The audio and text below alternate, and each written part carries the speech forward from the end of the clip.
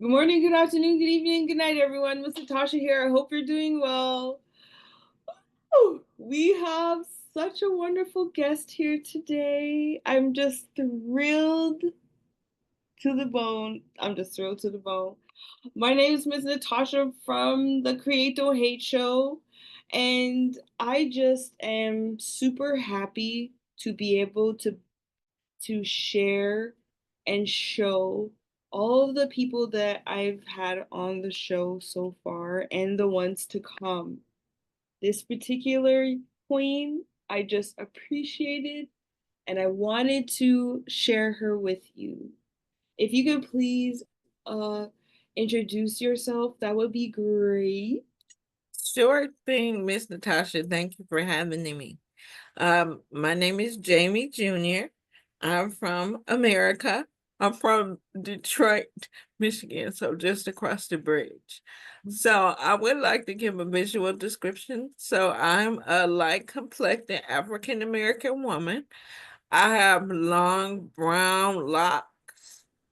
I also am wearing larger rim glasses. They're black and a little blue. And I have on a gray shirt with black letters that say Get Black Solidarity.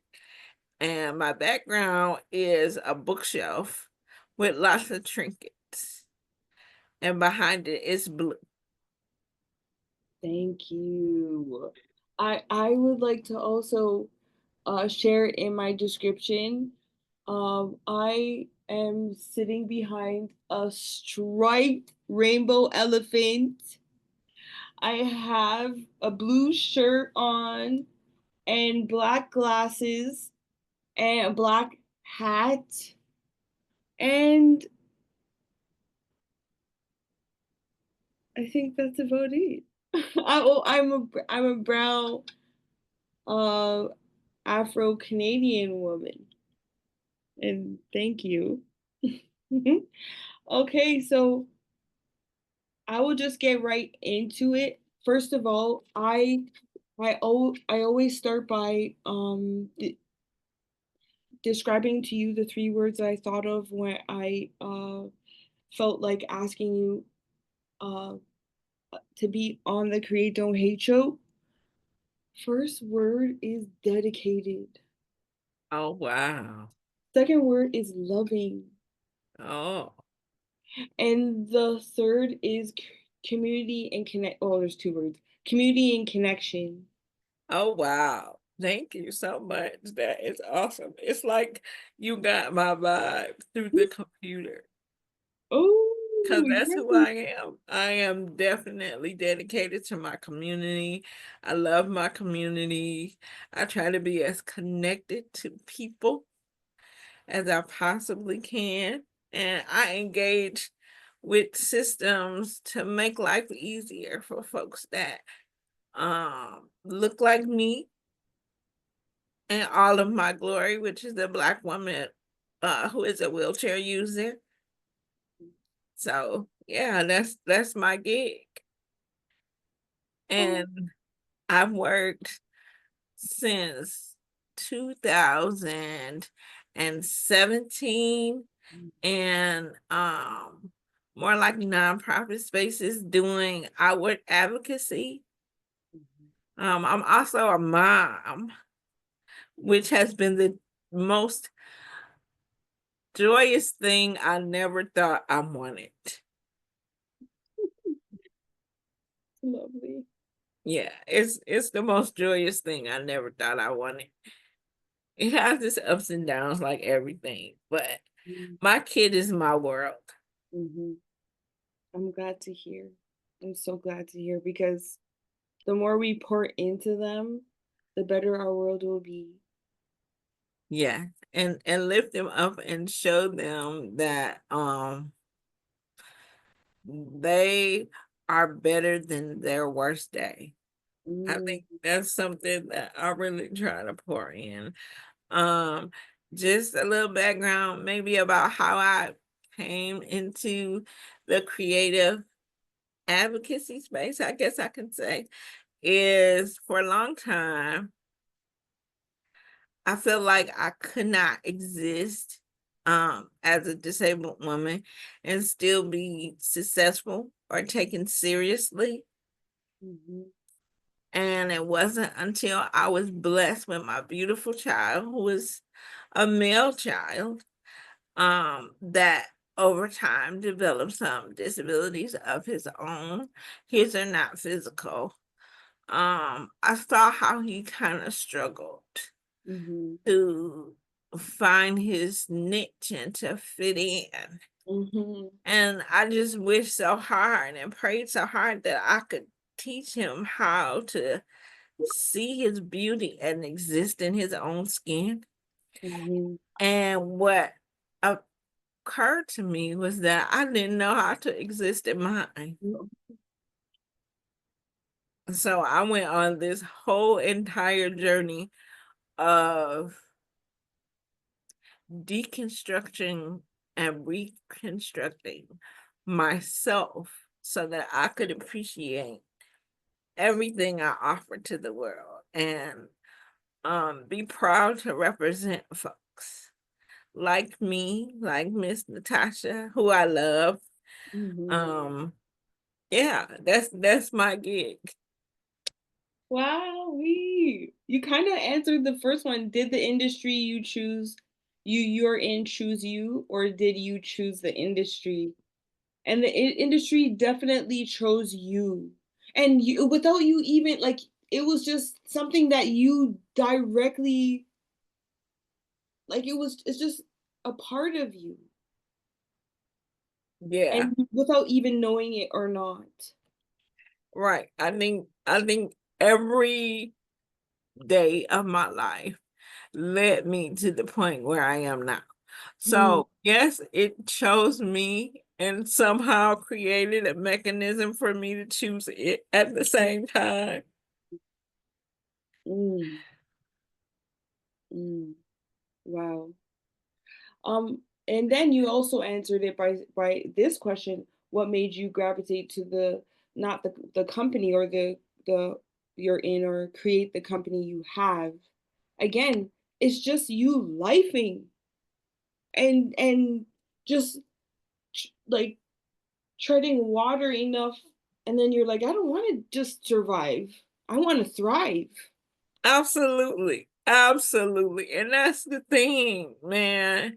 I wish I have started a LLC. It's called Black Girl Rolling with a Q.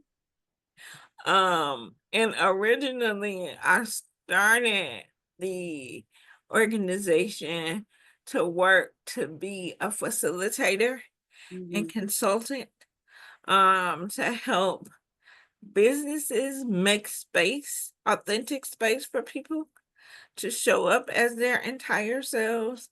And then I wanted to, at the same time, help folks feel comfortable showing up as themselves. Because I never want, so what I always say is, I want to be the person that I needed. Mhm. Me too. Me too. Me too. Wow. Sometimes we don't see ourselves, so we think there's no one really out there that's like that. And then you come along, and other people like you, and I'm like, oh, I need to be obedient first. And then after, the discernment comes which way I'm supposed to go. That's You how it know? works. That's how it works. That's the scripture. Mhm. I am a woman of faith. I do Mhm. read the scriptures, and I remember my grandmother telling me a long time ago, your gift will make room for you. And I guess my Mhm. gift was love, Mm. love and a strong voice. Mm. And when you speak, I was like, wait a second, who is this? you know? So it's true. All the way from over here. And Yeah. it's about love, and we can't give it if we don't have it for ourselves. Yes. Mm-hmm. Yes, the journey sometimes can be long, but I swear, and I don't swear about a lot of things, but I swear it's worth it. The journey to accept and love yourself is worth it. And the one thing I'll say about that is it's a choice. Just like you choose to love somebody else, it's a choice. You have to wake up every day and say, I choose to love me in whatever form I show up in. Yeah, it was so hard for me to do that for a long time. And then again in 2017 is when I really, well, 2015, but 2017 is when I really woke up. Yeah. So I'm I glad like to wake up. It's I like the way you difficult. say. It's Yeah, difficult, but it's necessary. I love the way you say that. That was the day I woke up. And I don't think I could say it better myself. Mm-hmm. Okay, I have a question for you.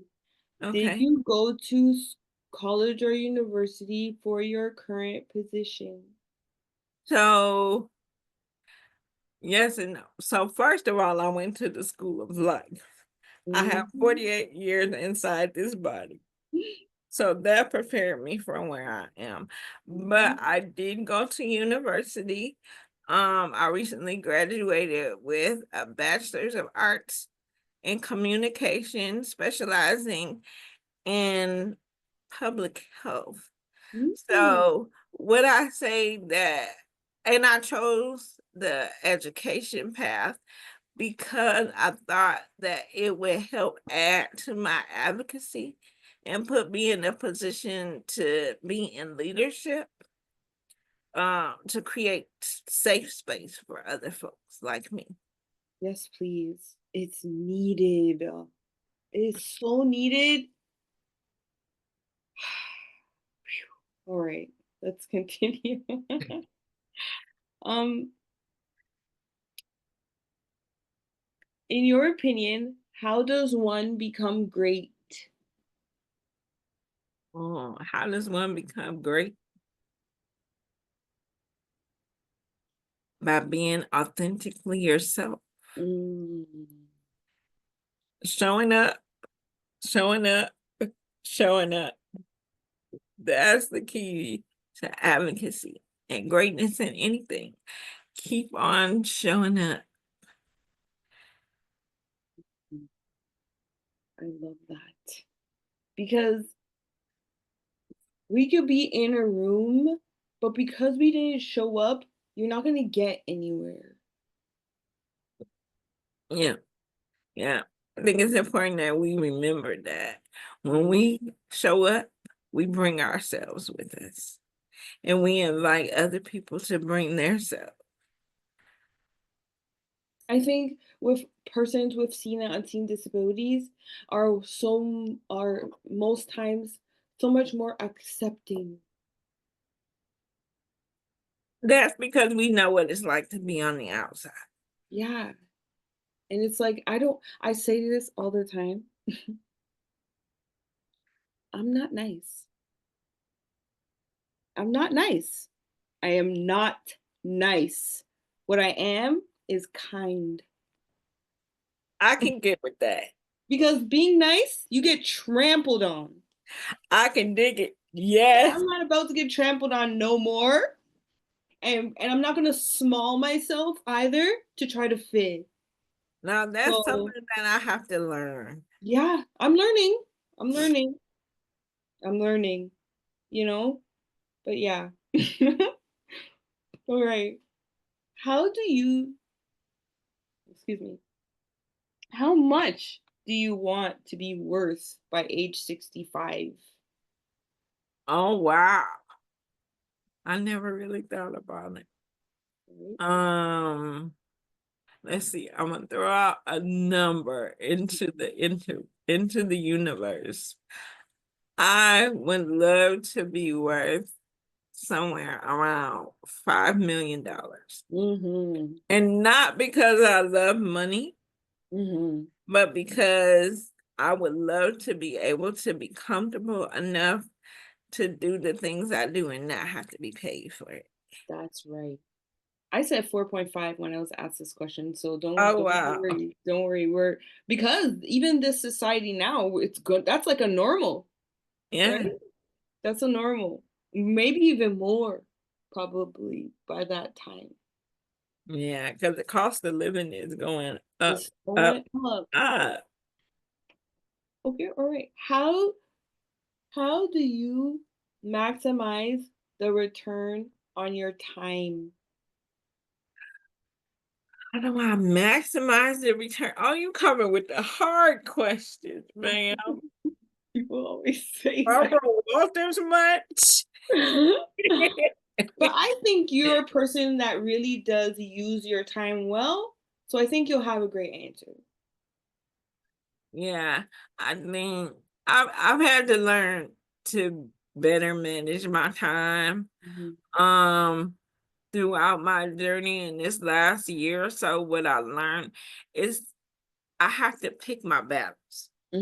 I'm a Mm. person that like to show up for everything and everybody, but in order for me to be efficient with my time, I really have to be intentional about where I show up. Mhm. I learned that late. I learned that late, but then when I learned it, better doors start to open, you know? Yeah.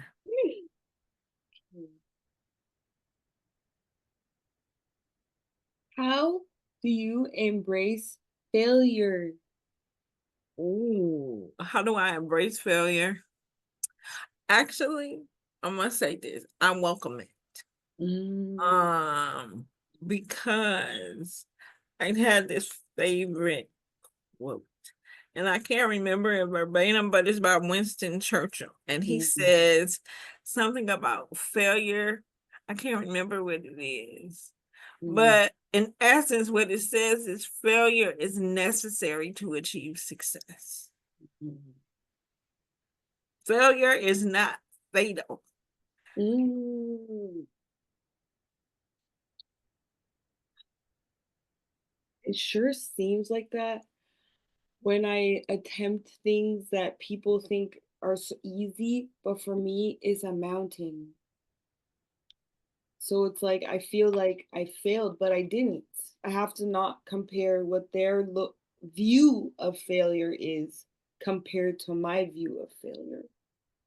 Oh, that's something we all have to learn, honestly, because I think we get pulled into this um ultimate idea of success, Hmm. what it means to work hard. Because I always think that I'm not working hard enough. It's like I hear people talk about their struggles and how they work hard to achieve different things. And I sit back and I'll be like, I don't think I worked that hard. And then somebody told me the best thing. They told me maybe it's not the same kind of hard for you, Mm. but your path in life has prepared you for the moment in a way that theirs didn't. Yes, and that's so true.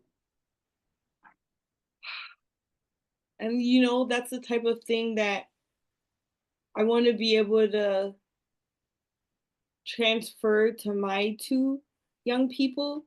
But because I'm mom, sometimes they don't like take it in. And then there's times when they do, Oh, they're always listening. you That's know? something that I've learned. They're always listening. It may not Mm. seem like it, because Right. let me tell you. So, my young person is 25. He'll be 26 in August. So, what I've learned is in the moment when we're face to face, it does not look like he's Mm-mm. listening. But if I sit back and listen to the conversations that they have with friends and stuff Mhm. like that, then I go, oh, wow, you were listening. Oh my Mm. goodness, you caught what I was trying to teach you. I think they like to play a game with us. They don't want us to know they got It's true. it. Oh my goodness. All right. What are you most proud of? Oh, well, for one, I'm proud of the mother that I am.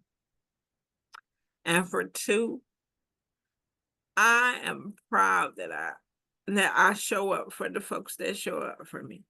Mm, glad that you even um have folks showing up for you. You Yeah. know, I asked another question that I'll just say right now. How do you nourish friendships? It's by being reciprocal. Yeah, I think that's really how I nourish them. Because if I'm being completely honest, it may seem like I'm a total extrovert, but I'm not. Wow. Like I will sit alone for hours and listen to music, read a book, watch a television show. Uh, I don't call people, I'm not the traditional friend that most people Mm-hmm. are. But if you call me, I'm there. Mm-hmm. Mm-hmm. Because that's how it's supposed to be. Okay. What have you done for yourself in the last month? What have I done for myself in the last month? Well, I slept. That's good. Yeah. And something recently I did for myself was visit the Space Needle in Seattle, Washington. Wow. Which was something that I've always wanted to see. It's funny that how you put your dreams and your ambitions out in the universe, and some kind of way they manage to come back to you. Yeah. So I actually went to Seattle um to be part of a convening to advocate for housing justice. Wow. And so happened my hotel was in walking distance of the Space Needle. Look at that. Like I'd be like scurrying. Right. So the universe created an opportunity for me to achieve one of my dreams by showing up for others. Yes.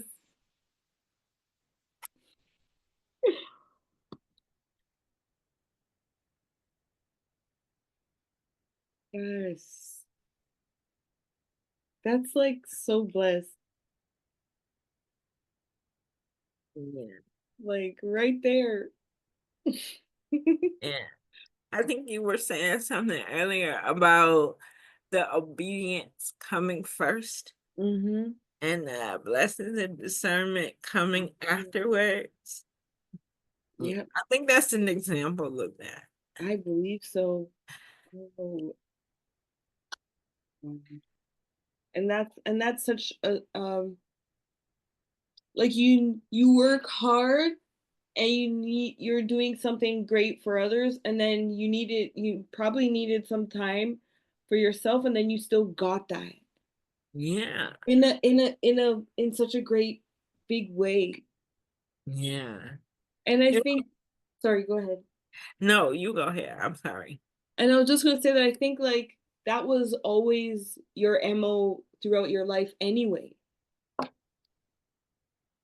That things come to me because I show up for other folks. Yeah, yeah. I think so. I think I think yes. Um, because I definitely don't. I would say I don't prioritize myself as much Mhm. as I should, but I think most folks that are parents, that are advocates, that are passionate about social justice, we don't show up enough for ourselves. So we have to take those little moments that are presented to us. Like, think about if you go and volunteer and they provide lunch, and the lunch that they provide is something that you love, but you never treat yourself to. Mm. Has that ever happened to you? Yes. Yeah, I got shrimp. I can actually remember. I got shrimp. I was like, ooh, I needed this. I think that's the universe saying thank you. Mm. Or even if they even provide lunch, like Yeah. just the fact that they're providing lunch is like, even that is, I'm so grateful. Oh, you shouldn't have, like that, you know? Yeah. All right. I'm going to come up on the last two questions. The second last one is, how do you navigate hope? How do I navigate hope?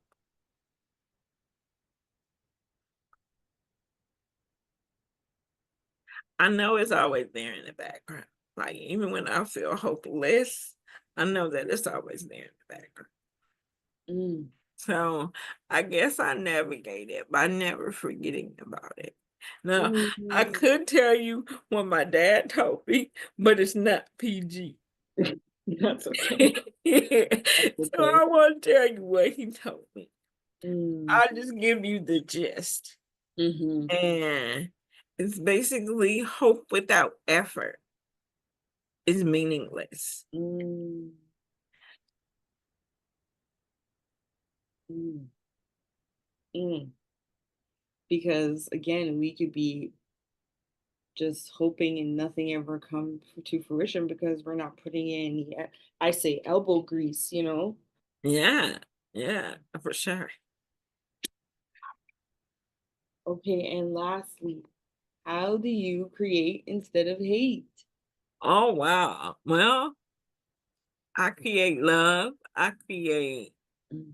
joy, and I create opportunity by using the things that I've been gifted with to uplift those in my community. I don't hate the situation that life has put me in. I use it to my advantage to create opportunity. Mm. I just love how you put words together. That's all there is to it. Like, I thank you for this time because I learned so much, and then not only that, I just get to have the opportunity to spend a bit of time with you doing this sort of thing. I want you all out there to be able to gain access to the most like wonderfulest people out there. You Oh, know, that's so sweet. That's and so sweet. the hardest working, you know. And Yeah. so I really do thank you, Jamie, because I was like so timid for a long time, hoping that I could be on radio or I could be on a TV show. And instead of, oh, I don't know how to articulate myself that well. Oh, I have to read off the paper. And then some woman one day told me that go look on television and see the newscasters or any of those interviewers. They have cue cards. They have papers they're sitting there looking at. If it's blank, who knows? You Yeah. can do it. She said, you could do it. And I said, you know what? You're right. And Yeah. here I am. And they have the teleprompters and the And people in the back that are holding the cues up for them. I didn't know. I didn't know. So it's like, just try. Just try because they say the worst thing you could do is not painting an ugly picture that no one likes. It's to have the paint and it's not used. Oh my goodness, I love that. I'm gonna use that. right? The tube is just there and you're not using, that's the travesty of it all, that you've never even used it instead of just trying to make something. Yeah. So Yeah. thank you for that. Thank you for having me. I feel so blessed to be here because I enjoy spending this time talking to you, Yeah. and getting to know you a little bit better. But you proved something to me because Mm, I always felt like I don't really have anything to offer yeah. the world because I'm not that unique, right? I'm just little old me in my little old corner of the world. Who cares what I think? But actually it's like so much more, you know? So Yeah, much more. yeah. Even even I oh, I'm sorry. Go ahead. even little old you, even little old me, we have something to share. Yes, that's what I was gonna say. Our Mhm. perspectives matter, right? Mhm. Our so we are more than the sum of our parts. So Mm. when you think about perspective, it's basically just a lens like glasses, and it's based on the things that you see. So if I only go down 6th Street and never go down 3rd, then I don't know what 3rd looks like. But if you've been down 3rd Street and down 6th Street, you can tell me what's different. Yeah. Yep. And that's why I would always go down certain streets so I can learn about what's what. But then we also have to listen and take heed to which places we shouldn't go, which is true, but we would never know sometimes if we didn't. Yeah. So I guess like it's all uh planning, some trial and error, some like archaeological digging, like what you were saying. We have to till the soil of old and rebuild a solid foundation for new. And we both did that, and that's how we're here. So it's like it's again, it's so amazing and it's so blessed because we can be our most authentic self. And I just like I want to be able to do things like travel, so then like I can say going to even visit someone like yourself for a couple hours a day is something that's plausible, and I want through this medium that is something that I could be able to do. Show my young people that their mother is um more than what others think, Yeah. Yeah. you know? Like sometimes I forget this, but a woman, I remember when my kid was a baby, she was like my nurse that came out. You know how when you have a baby, the nurse, do they have that in Canada where the nurse comes? Yeah. Yeah. So she was talking to me, and I guess she noticed I was nervous. She said, "You don't think you can be with that baby needs, do you?" I said, Girl. No, not really." She said, "Let me tell you, you're more than what that baby needs because through you, that baby is going to learn compassion. That baby is going to learn fortitude. That baby is going to learn so many things that if I, who can use both my arms, both my legs, had this child, they wouldn't learn that because they wouldn't have to navigate life and figure it out. It would just be given to them. Hmm. So just like our kids are gifts to us, I think we're gifts to our kids. Like God knew. I'm not gonna apologize because God knew. Mm. I like how you're even more authentic than I aspire. Like I aspire to be as authentic because I just learned what you're saying. Like I just learned it. Like I just didn't understand. Like I have it too. It was only through people seeing others and then through people like the doula that I had for my son as well that told me similar tales because I was a teen mom. And yeah, she probably saw it in our faces that ooh, what do we do? But that's why they're there to help us through these moments. Yeah. Oh, trust me, it took me a long time to get to the point where I am. It took a lot of tears. It took a lot of rejection. It took a lot of things. So Hmm. it was a long journey. I mean, these 48 years have been so long, but I wouldn't take nothing from my journey because I've learned so much. I've had an opportunity to meet such beautiful people along the way. I've had an opportunity to impact folks' lives and for them to tell me thank you on a public stage. Like, you Hmm. know what I'm saying? Hmm.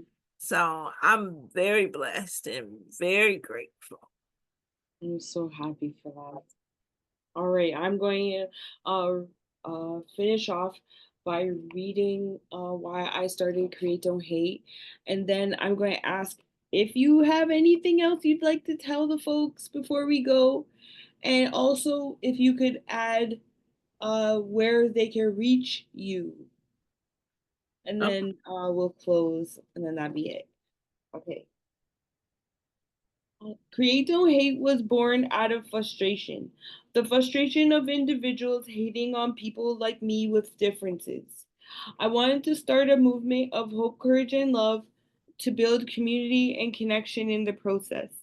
Create Don't Hate is a real practical way of giving hope to those who have been muted and shut down because of just being who they are. Create Don't Hate is an anthem that I would play to get through the tough times.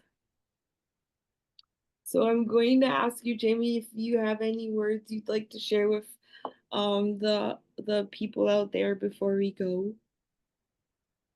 oh, what I'll say is I've been inspired by this time on our talking with you on this medium. And I want to say to the folks, look out for the accessible kitchen with me, Jamie. Yeah, that's what I want to say. And if I had to leave words of encouragement, I would say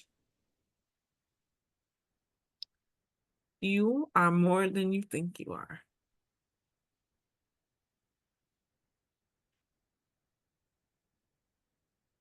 I love it. And where could they reach you? So they can reach out to me on Facebook and Instagram as Jamie Junior. And I don't have a website yet, but when I put it out into the interwebs, I will let you know. Mhm. Thank you so much, Jamie. It was wonderful. Thank you for having me. Oh, thank you.